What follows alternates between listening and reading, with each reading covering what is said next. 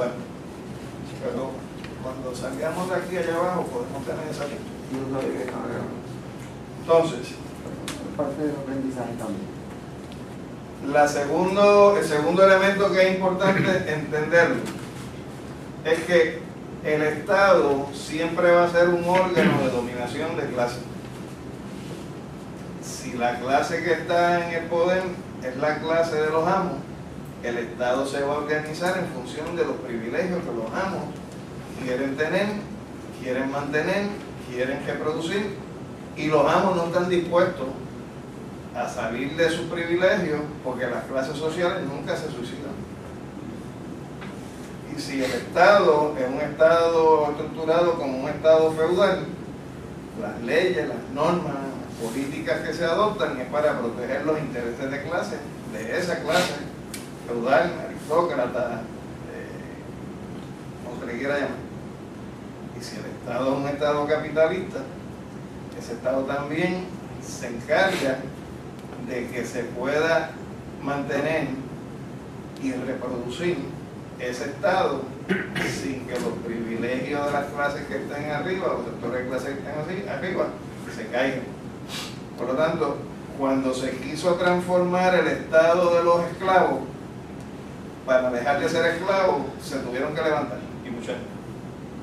Cuando los siervos quisieron romper con ese esquema feudal y dejar de ser siervos, se tuvieron que levantar y tuvieron que luchar. Y el día que los obreros quieran dejar de seguir siendo pisados por la clase capitalista, se van a tener que organizar, se van a tener que levantar y van a tener que luchar. ¿Por qué? Porque mientras los de arriba no se les obligue a entregar sus privilegios, no los van a soltar. Y mientras los de abajo no generen la fuerza suficiente para poder disputarlo, no se los van a quitar. Por lo tanto, cuando se produce un cambio radical en una sociedad, siempre va a ser porque los de arriba ya no pueden sostenerse más y los de abajo ya no aguantan más. Por lo tanto, viene el clic, y esos clics no se dan por capricho, se dan por procesos de acumulación de fuerza, de luchas para adelante, luchas para atrás, victorias, retrocesos, derrotas, pero que se van acumulando en una corriente de tiempo que nadie tiene un metro para decir cuánto va a ser, pero que en un momento dado uno dice, adiós, caramba, ¿qué pasó aquí? Que de la noche a la mañana esto cambió. Y no es que de la noche a la mañana cambió, es que se estuvieron dando una acumulación de cambios pequeños, que uno está inmerso en ellos mismos, a veces ni se da cuenta, y de momento viene un clic. Y cuando viene ese clic, viene el cambio social. Por lo tanto, dentro de lo que estamos hablando sobre el Estado, repito, el Estado se organiza y sus instituciones se organizan para preservar ese Estado. Por lo tanto, las transformaciones tiene que generarlas uno dentro de los procesos de lucha. Ninguna clase se va a suicidar, ninguna clase va a entregar por capricho sus privilegios a otra, así porque sí. Entonces, el Estado, dentro de ese proceso regulador, va a estar diseñando una serie de leyes que cuando uno las trae a lo que es el mundo del trabajo, ese capital, ese capitalismo que puede ser nacional, puede ser el capital de Estados Unidos, puede ser el capital transnacional, como tú lo quieras llamar, pero sigue siendo el capital, va a organizar ese Estado para responder a ese modelo, a ese modo de producción. Y en ese sentido, cuando vamos a lo que son los procesos de producción, pues tú vas a encontrar que el Estado va a pasar unas leyes para regular la actividad económica, y dentro de la regulación de la actividad económica te van a regular la jornada de trabajo, te va a regular las condiciones del trabajo, te va a regular los procesos a través de los cuales se pueden fijar los términos y condiciones de empleo, te va a fijar cómo van a ser las relaciones entre los patronos y los trabajadores, ¿Por qué? Porque ese estado normativo es lo que le permite a la clase capitalista, aun cuando te dé unos beneficios, mantener un control. Y cuando tú tratas de salirte de ese control, pues te envían a que vayas a los tribunales para que los tribunales interpreten las leyes y te digan si puedes o no puedes hacerlo. Y los tribunales a veces son un poquito más flexibles, pero a la hora de fijar posiciones que son medulares, cierran filas con aquello que permita la preservación del Estado. Y si un tribunal se manda y logra establecer un cambio en la norma, siempre el Estado va a tener la Asamblea Legislativa para cambiarte la ley y ponerla como le interesa. Como pasó, por ejemplo, cuando se construyó el superacueducto. El Tribunal Supremo dijo que todo ese proceso de declaraciones de impacto ambiental fueron violatorias de la ley, y lo que hicieron fue que cambiaron la ley para entonces validar lo que el tribunal había dicho que no era válido. Es tan así, sencillito. ¿Por qué? Porque esa es la forma como el Estado se estructura y se organiza. Pero el Estado necesita tener una credibilidad y validarse frente a los ciudadanos. Y por eso el Estado va a tratar siempre de proyectar una neutralidad que no es tal, porque responde a unos intereses particulares. Y va a establecer el elemento de que en su proceso de ordenar, en su proceso de reglamentar, de regular las relaciones sociales, pues ellos van a tratar de dar la impresión que buscan el beneficio, el consenso y el bienestar común. Pero cuando tú raspas un poco esa pintura, es el beneficio, el bienestar común, en tanto en cuanto prevalezcan sus intereses. Porque cuando el bienestar común dice que deberían quitarse de los privilegios, te van a decir, no, hasta ahí llegamos. Y te van a utilizar toda la fuerza del Estado para imponerse la voluntad de lo que el Estado determina, aun cuando lo que se esté planteando sea contrario al interés común. Pero te van a decir que lo están haciendo por el interés común, porque es la manera como va a tratar de legitimarse. Entonces, todo esto... Tengo una pregunta, pero en cuestión de interés común, entonces, ese interés común es también subjetivo, porque sería el interés de la clase que, o de lo que sean los objetivos de la clase que está gobernando, indiferente de qué clase sea. Pero siempre te hablan a base del pueblo, y tú lo ves en los políticos. Sí, Los políticos, el pueblo me está reclamando. El pueblo quiere que yo me postule. El pueblo respalda mi posición. Yo hablo con la fuerza del pueblo, o yo hablo a nombre del pueblo. Todo el mundo busca en el pueblo la legitimación de su discurso. Y el gobierno también es así. Es así. De hecho, casi siempre los que hablan distinto a ese discurso son los que están planteándose luchas contra el Estado. Porque siempre hablan nosotros los trabajadores, nosotros los estudiantes, en la lucha de los estudiantes, nosotros las mujeres, en la lucha feminista.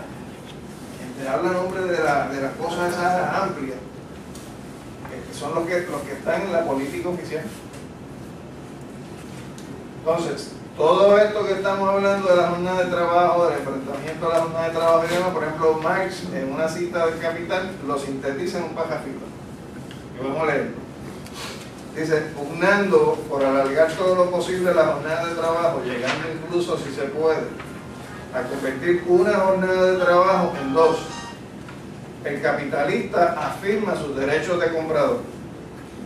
De otra parte, el carácter específico de la mercancía vendida entraña un límite opuesto a su consumo por el comprador, y al luchar por reducir una determinada magnitud normal de la jornada de trabajo, el obrero reivindica sus derechos como vendedor. Es decir, el trabajador siempre va a tratar de trabajar menos y tener mayores beneficios, y reivindica su condición de vendedor. El capitalista quiere no, que tú trabajes más, bajo peores condiciones, de poder explotarte más, y reivindica su posición de comprador. Por lo tanto, la relación tuya como obrero frente al capitalista es una de compra-venta de la fuerza de trabajo, donde él compra y tú vendes. Dice ahí, nos encontramos pues ante una antinomia, ante dos derechos encontrados, sancionados, acuñados ambos por ley, por la ley que rige la mercancía. Entonces dice, entre derechos iguales y contrarios, decide la fuerza. Si el patrono afirma que tiene sus derechos como comprador y yo afirmo que yo tengo mis derechos como vendedor, pues dentro de esos dos polos, ¿qué es lo que decide? Por más que dice, decide la fuerza. A veces la fuerza es la razón, a veces la razón de la fuerza. Por eso, en la historia de la producción capitalista, dice Marx, fíjense lo que dice ya en aquella época, que es un lenguaje que aplica a esta. La desreglamentación de la jornada de trabajo se nos revela como una lucha que se libra en torno a los límites de la jornada, lucha ventilada entre el capitalista universal, o sea, la clase capitalista de un lado, y del otro el obrero industrial, o sea, la clase obrera. Palabras del siglo XIX, interpretando aquello. Entonces, ¿qué pasa? En un momento dado, en este país, producto de las luchas que se desarrollaron en comienzo del siglo XX, en las primeras décadas, fue avanzando una visión de reivindicaciones obreras impulsadas por las luchas sindicales que dieron los trabajadores en este país. Pero también el periodo donde con posterioridad a la Primera Guerra Mundial y que sobreviene la Gran Depresión, por poco se va abajo el modelo capitalista en Estados Unidos y eso tuvo unos efectos también en Puerto Rico. Y dentro de la forma para salvar ese modelo, porque ya por ejemplo en Alemania se dio el levantamiento de los espartaquistas, en Rusia se había dado la revolución rusa, en otros países el fermento obrero había producido múltiples luchas, enfrentamientos que pusieron en jaque incluso estados políticos. Pues en el caso de Estados Unidos lo que se plantea es una visión distinta que vino a llamarse como la política del nuevo trato, que no es una política dirigida a traer el socialismo en Estados Unidos, sino cómo establecer una serie de reformas que atendieran reclamos que históricamente se habían venido haciendo, no para echar abajo el capitalismo, sino para preservar el capitalismo. Pero ahí tuvieron que ceder un conjunto de cosas, que por ejemplo en el caso de Estados Unidos, entre las primeras cosas que se dio es que la primera ley comprensiva que reconoce el derecho a la sindicación de unos empleados, que eran empleados en el comercio interestatal, en el transporte de los ferrocarriles, es la Ley Nacional Obrera de Ferrocarriles, que es de finales de los años 20. O por ejemplo en el caso del resto de los empleados en el comercio interestatal, pues la Ley Wagner, que es de 1935, que le da el derecho a organizarse entre sí, escoger representantes de su selección, negociar con sus patronos, horas, salarios, términos y condiciones de empleo, cosas que en Estados Unidos no se habían legislado nunca, sino que se habían estado dando por la libre, pero sin procesos de reglamentación donde se reconociera como tal ese tipo de derechos. Entonces, ¿qué pasa? Empieza a desarrollarse en Estados Unidos, pero también en Puerto Rico, una serie de procesos del Estado interviniendo en los procesos económicos, atendiendo las situaciones particulares de los trabajadores, atendiendo, por ejemplo, en planes que se implantan el problema del hambre, el problema de la vivienda, el problema de la educación, que son cosas que venían reclamándose décadas atrás en Estados Unidos y que en el caso de Puerto Rico coinciden además con un proceso en el cual empieza a desmantelarse el primer modelo económico que impone Estados Unidos en Puerto Rico a partir de 1898, que fue aquella gran plantación de caña que se establece en el país y empieza a visualizarse un cambio y transformación en la década de los 30 sobre ese modelo. Y por ejemplo aparece en el año 34 o 36 el plan Chardon, donde empiezan a traerse los programas o a visualizarse unos programas que eran la PRA y la PRERA. Empieza a visualizarse la transformación de Puerto Rico en un modelo que se orientara eventualmente hacia la manufactura, el modelo industrial. Coincide con el problema político en Europa, con el surgimiento del fascismo en Italia en los años 20, en Alemania el fascismo a partir del año 33-34, el fenómeno de la guerra civil española del 36 al 39, la posibilidad de una nueva guerra mundial que iban a enfrentar países para la redistribución del mundo en esferas de influencia, y se plantea Estados Unidos la necesidad de Puerto Rico para asegurar los accesos en el canal de Panamá, el acceso de las rutas marítimas que venían desde Sudamérica, y se plantea quizás ubicar a Puerto Rico dentro de una gran plataforma militar dentro de la cual Estados Unidos pudiera establecer una supremacía regional en la posibilidad de una nueva guerra mundial. Para eso, por ejemplo, para conectar esas instalaciones costeras era necesario una carretera que bordeara Puerto Rico, y de ahí que salen las famosas carreteras militares, la carretera número 2 y la carretera número 3, porque la 1 era la que cruzaba Puerto Rico de norte a sur. Y si se fijan, en la número 1 establecieron una serie de instalaciones militares a lo largo de la número 1, fuertes militares, como es lo que hoy es el Colegio Universitario de Calle, que era Henry Barracks. Se establecen campamentos para el entrenamiento militar, se visualiza una gran base aérea en el oeste, en el norte, y una gran instalación naval en lo que es la parte este, que fue Rupert Rhodes y Redmi Field. Se crea lo que hoy es el Campamento Santiago, se establecen una serie de elementos defensivos, y se crea Puerto Rico como si fuera un gran portaaviones de tierra flotando en el Caribe. Y para eso pues necesitaban crear infraestructura, por lo tanto se tienen que crear carreteras, se tienen que crear estructuras, se tienen que crear instalaciones, se tiene que transformar la fuerza de trabajo que antes sembraba en una fuerza que trabaja en otro tipo de cosas, se tiene que educar más la población para poder atender unas necesidades. Entonces empieza a cambiar un modelo económico en función de esas necesidades de Estados Unidos, que coincide entonces con un proyecto político donde el partido que va a beneficiarse de toda esa visión que se va estructurando en Estados Unidos, que va a ser el Partido Popular, va a ser el usufructuario de ese gran cambio que se produce. ¿Qué pasa?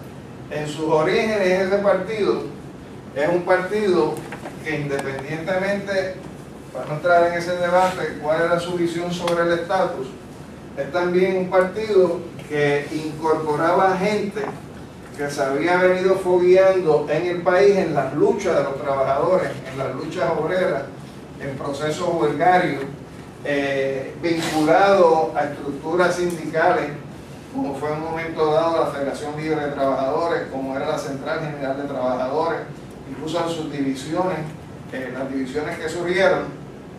Y ese Partido Popular, en términos de programa, coincide mucho con lo que es el programa laboral o el programa obrero del Partido Socialista, y eso trae como consecuencia que se empieza a desarrollar en Puerto Rico una legislación nueva que va a tratar de presentarse bajo un modelo de la legislación social que incluye la legislación protectora del trabajo. Y dentro de esa visión va a haber una persona que realmente era genial y además era ingenioso, que se llamó Vicente Heijer Polanco, que va a ser el responsable en la década de los 40 de conceptualizar todo un conjunto de leyes que van a incidir en los procesos sociales y económicos de Puerto Rico y desarrolla un modelo teórico justificativo de por qué ese tipo de legislación debería estar. En el año 44, aunque viene desarrollándose desde antes, publica un libro donde él hace en ese libro el planteamiento teórico de lo que es la legislación social y como parte de ella la legislación protectora del trabajo. Y fíjense que es una visión totalmente ajena a lo que uno recibe hoy de los jueces en este país en sus decisiones. Dice, frente al derecho histórico rígido y formal del claro entronque individualista, penetrado hasta la médula por el régimen económico de la propiedad privada y enderezado a preservar el orden social existente, se está afirmando en nuestro tiempo un nuevo derecho eminentemente tutelar, de cimero contenido ético, fundado en principios de justicia social, encaminado al mayor bienestar colectivo y postulado sobre la base de la intervención del Estado en la economía mundial. Un referente nuevo, o sea, hay que cambiar las reglas de juego. El derecho que plantea no está diciendo que nos vamos para el socialismo. Entonces, aún en el capitalismo, el modelo tiene que ser este. Un modelo donde el Estado interviene en los procesos económicos, pero interviene para el objetivo social que debe perseguir. Y dice, ese derecho nace de realidades históricas de nuestra época y viene a llenar las necesidades históricas imperativas de la convivencia social. Es histórica y es histórica. Respondiendo a un objetivo específico de mejoramiento colectivo, propone, oigan esto, un orden social de más justicieros alcances, normas de más alta calidad de vida y de trabajo, seguridad económica, aprovechamiento de la industria y de los recursos naturales para llenar las necesidades humanas, no sé qué es para el bolsillo de nadie, equitativa distribución de los beneficios de la riqueza, democrático disfrute de todos los bienes de la civilización, igualdad de oportunidades, goce de las libertades esenciales. Entonces él dice, ese modelo que se está concibiendo, no es socialista, pero tiene profundo contenido ético en función de a quiénes va dirigido. Dice, es una rama nueva, diferenciada y autónoma de derecho. Y ahí va a dar las explicaciones de por qué él lo considera así. Dice que es diferente porque reviste caracteres propios que la distinguen de otras ramas del derecho, al estar la misma concebida y estructurada con el propósito de dar protección a las clases económicamente más débiles. Dice que es nueva porque aparece con un cuerpo de doctrina recientemente. Y dice además que es autónoma porque concierne a un orden especial de relaciones jurídicas, como es regular los factores de producción, propender a mejorar los niveles de vida de la comunidad en general, instituciones de contenido, dice típico, es ético, ¿verdad? Que responden a un propósito específico de justicia social. Entonces, esa propuesta que él presenta parte de la premisa de que la función del Estado tiene que ajustarse en sus miras. Y dice que el Estado tiene que asumir responsabilidad en reglamentar el contrato de trabajo, en permitir la organización de los trabajadores en sindicatos, la definición de derechos y libertades de la ciudadanía, tiene que reglamentar la jornada de trabajo y el salario mínimo, tiene que reglamentar la protección de la mujer en el centro de trabajo y la protección y el empleo de los menores, plantea la protección de la salud, la seguridad y la vida de los trabajadores en los centros de trabajo, propone que se legislen los precios, el control de precios, el desarrollo de los modelos cooperativos, que le meta mano a la legislación de tenencia de tierra y los derechos de expropiación del Estado. ¿Por qué? Porque, por ejemplo, desde la ley Foraker ya se hablaba de que no debería haber una tenencia de corporaciones con más de 500 acres, más o menos 500 cuerdas. Sin embargo, eso había sido letra muerta durante todos los demás años a partir de 1900. Y era en el 44 y dice, no, eso hay que ponerle 10. O sea, el Estado tiene que actuar con firmeza en el control de la tenencia de tierra. ¿Por qué? Porque en un momento dado el país se convirtió en un feudo de 4 o 5 pulpos azucareros que eran los dueños de todos los llanos costeros que venían a Puerto Rico. Y eran miles y miles de cuerdas de terreno en control de las corporaciones, cuando desde 1900 se supone que no podía haber corporaciones con más de 500 acres, que es más o menos 500 cuerdas. Digo, hay que ponerle dientes a eso y hay que fortalecer los procesos de expropiación de tierra.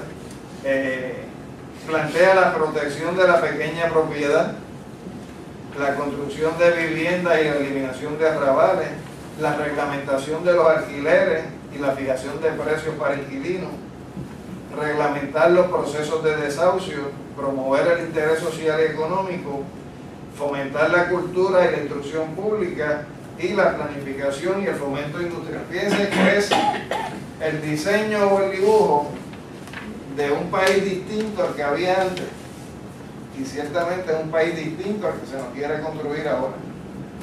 Por lo tanto, lo que vamos a estar viendo ahora es cómo, después de alcanzarse un país con estas características, dentro de la ola neoliberal tardía, y vamos a explicar también por qué tardía, se empieza a desmantelar en este país a partir de los años, más concretamente a partir de los años finales de los 80, ese modelo de legislación, no de legislación, ese modelo social que se predicó desde finales de los 30 y comienzos de los 40 y que lo recoge Vicente Juan en este libro. ¿Qué pasa? A diferencia de Estados Unidos y a diferencia de muchos países, el proceso que se dio aquí, que desembocó en la constitución que hoy conocemos, que es la constitución del ELA. Todos sabemos que es ELA, ¿verdad? Es algo que no es él porque tiene una E de más y no es ella porque le falta una L. Entonces es algo que es muy difícil de afinar. Preguntita, Vicente Polanco formó parte de la Asamblea Constituyente, ¿no? O sea, él promulgó lo que usted dijo en 44. No, porque él estaba en una posición de gobierno. Que no fue secretario de Justicia, después de... No habían votado.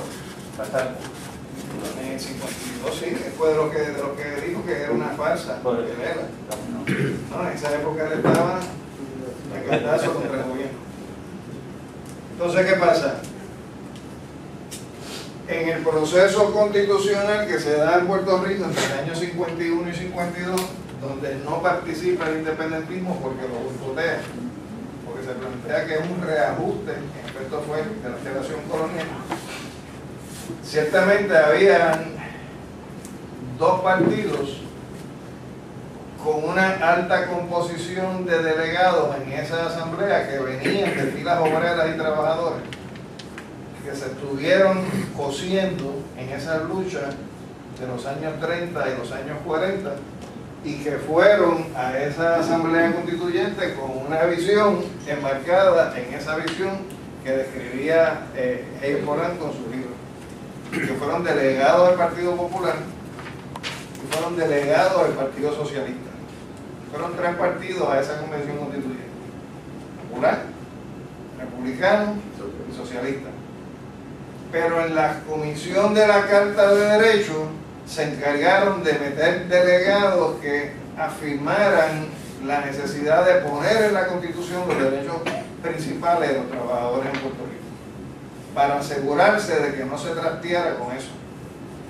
Y dentro de los 19 secciones que sobrevivieron al proceso constitucional, y digo 19 porque hubo una ley que el Congreso la abogó. 3 específicamente atendieron derechos esenciales para los trabajadores en este país. Y en la sección 16 de ese artículo 2 se establece el derecho de cada persona a escoger libremente su ocupación y a renunciar a ella. Por lo tanto, elimina todo vestigio de servidumbre involuntaria. O sea, yo me empleo con quien yo quiero y yo compro con él cuando yo quiero. No me pueden obligar a tener que permanecer. Segundo, a recibir igual paga por igual trabajo, que no es que a todo el mundo tiene que pagársela igual, sino que no se pueden establecer categorías de discrimen por edad, sexo, origen, condición social, ideas políticas o religiosas en la paga que se le dé a la persona. Puede haber un albañil y otro albañil, y este albañil gana más que este otro, porque este tiene 10 años de experiencia y este está empezando. Aunque hagan lo mismo. Por lo tanto, el criterio ese de igual paga por igual trabajo no es que a todo el mundo se le paga igual, o no es que a todo el mundo en la misma clasificación ocupacional se le paga igual, es que no se puede discriminar por esas categorías en el momento de hacer el pago. Dice también que hay derecho a un salario mínimo razonable, a la protección contra riesgos para la salud o la integridad personal, cuando los americanos ni siquiera habían concebido lo que es la ley OSHA. Ya aquí en la Constitución había consignado un derecho a los trabajadores a proteger su salud y seguridad, a imponerle al patrón esa obligación en el área de trabajo, a una jornada que no exceda de 8 horas de trabajo diarias. En la Constitución Federal ese derecho no existe. Y en Estados Unidos no hay una ley federal tampoco que establezca una jornada de 8 horas, sino que la Ley Federal de Normas Nacionales de Trabajo lo que dice es que la jornada legal en Estados Unidos es 40 horas a la semana. No dice que sea 8 horas al día. A pagos a que se le pague por el trabajo que se realiza en exceso de 8 horas, a razón de no menos de tiempo y medio de lo que se le pagaría por la paga regular. En la sección 17 incorpora el derecho de los trabajadores de las empresas y negocios, patronos privados y de las agencias del gobierno que funcionan como negocio privado a organizarse entre sí, a escoger representantes de su selección, a negociar colectivamente con el patrono a través de esos representantes sobre aquellos asuntos que sean para su bienestar, es decir, los elementos básicos del derecho a la negociación colectiva. Y en la sección 18 dice además, y a aquellos que se les reconoce ese derecho a organizarse, a negociar colectivamente, se les va a reconocer además el derecho a la huelga, a establecer piquetes y a llevar a cabo acciones concertadas. ¿Qué pasa? En el proceso que se lleva a cabo en la comisión que trabajó esas secciones, dice por lo menos 2 casos que resuelven ese asunto, dicen que se enfrentaron 2 visiones. La delegación del Partido Socialista, que la presidía Lino Padrón Rivera, y la delegación del Partido Republicano, que la encabezaba Ferrer y García Méndez. Ferrer representaba el interés de los industriales, García Méndez el de los latifundistas, y ambos republicanos. Y en el caso de Lino Padrón, con los miembros del Partido Socialista, aunque eran estadoístas desde el punto de vista de aspiración política, venían de las luchas obreras que se habían desarrollado al calor de la Federación Libre de Trabajadores.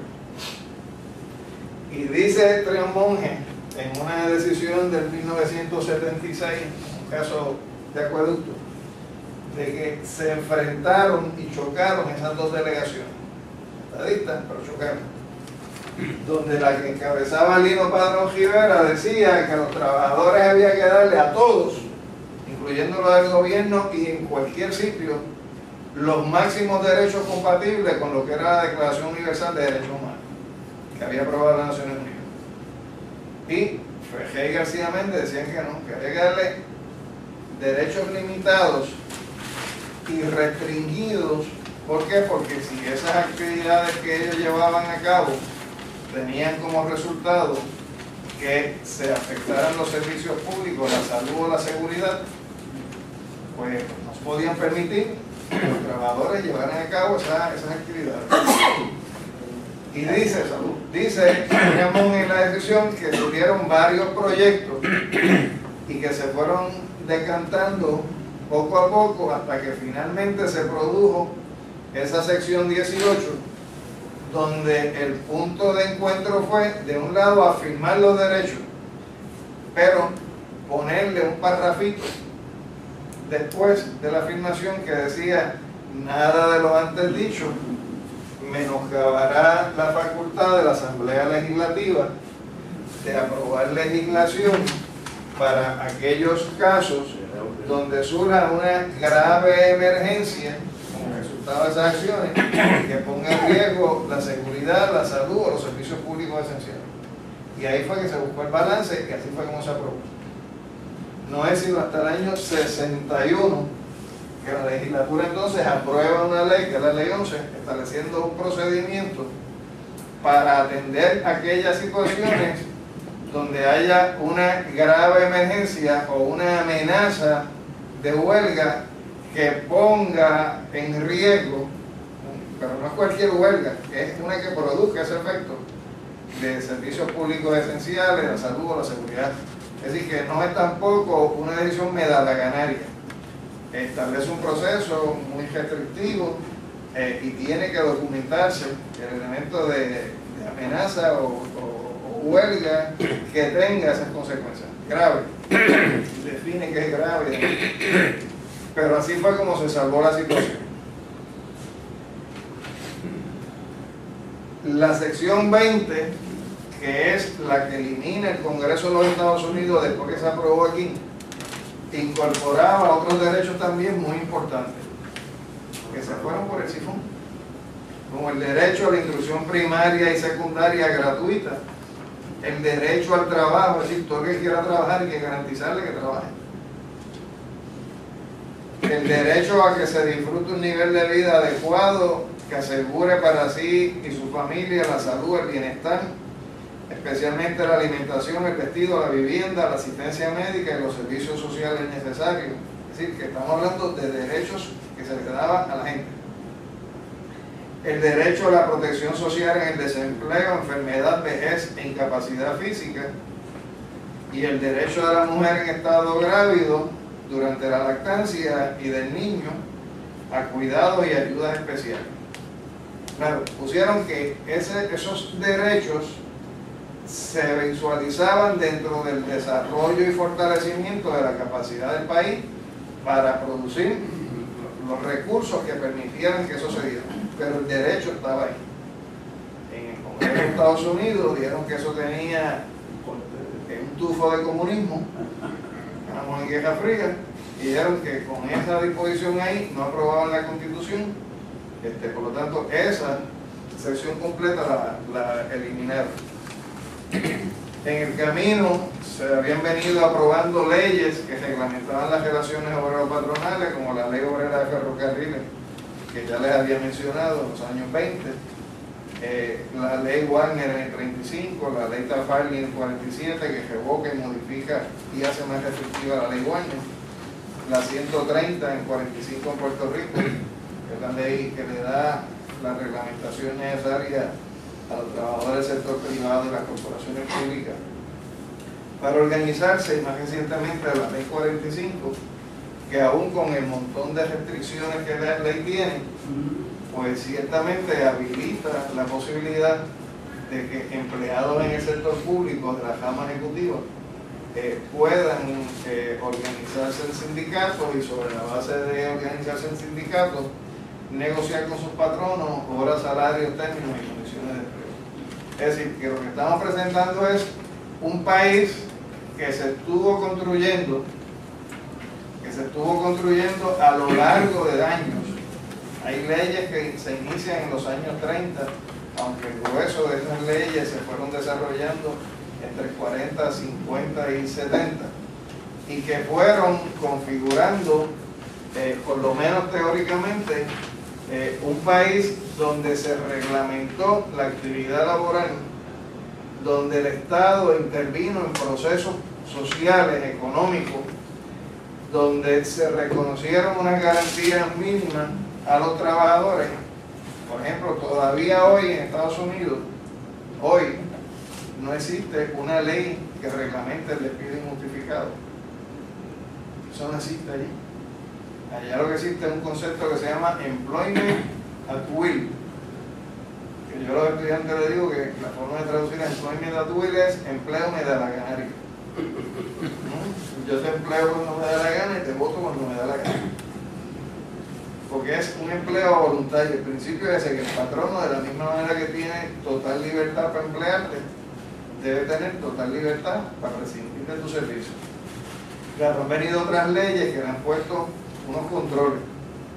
Te puede votar, pero no por embarazo. Te puede votar, pero no por edad, por raza, edad, sexo, origen, condición social, ideas políticas, religiosas, condición de salud, condición de veterano.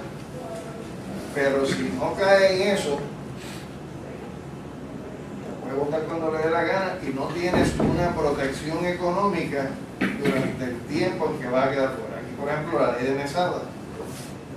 Ahora mismo, con la enmienda del 2005, pues usted tiene derecho a una forma escalonada de pago en compensación por despido, donde, por ejemplo, si usted tuviera más de 15 años, podría llegar hasta 6 meses de sueldo, más 3 semanas de sueldo adicional por cada año de trabajo cumplido.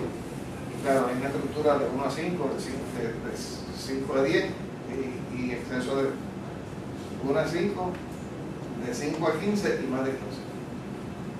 Pero eso lo tenemos nosotros aquí, eso no existe allá. Y hay otras leyes, por ejemplo la ley de madres obreras, que establece la licencia preparto y posparto, que eso ya tampoco existe así. Hay unas disposiciones bajo los trabajadores que quedan cubiertos por la ley de hora de salario, donde el overtime en ocasiones puede ser no a tiempo y medio, sino a tiempo doble. Es decir, hay una ley que reglamenta el periodo de alimentos, hay una ley que reglamenta el 7º día, donde por cada 6 días consecutivos de trabajo usted tiene derecho a un día de descanso. O sea, en Estados Unidos no existe nada de eso. Hay una norma que antes era 16 horas, ahora es 12, pero que te dice que si tú tienes una jornada de trabajo que empieza y termina a tal hora, en un día, en el día 1, si vas a trabajar en el día 2, tenías que tener por lo menos 16 horas de descanso entre un día y otro. Ahora es 12 horas de descanso entre un día y otro. Pero si por ejemplo, tú saliste a las 12 de la noche y te llaman a trabajar a las 8, pues quiere decir que lo que tuviste de descanso entre 12 de la noche un día y 8 de la mañana otro día fue 8 horas. Pues quiere decir que te ocuparon 4 de descanso. Quiere decir que las primeras 4 que tú estás trabajando te las tienes que pagar en compensación extraordinaria. ¿Por qué? Porque te están violentando lo que es el derecho al descanso entre un día y otro. En Estados Unidos no existe nada de eso. Hasta aquí, preguntas. Yo tengo dos preguntas. Una es más logística, otra es más marco teórico. No sé cuál usted prefiera contestar primero. Ok, pues la primera es, volviendo al artículo, la sección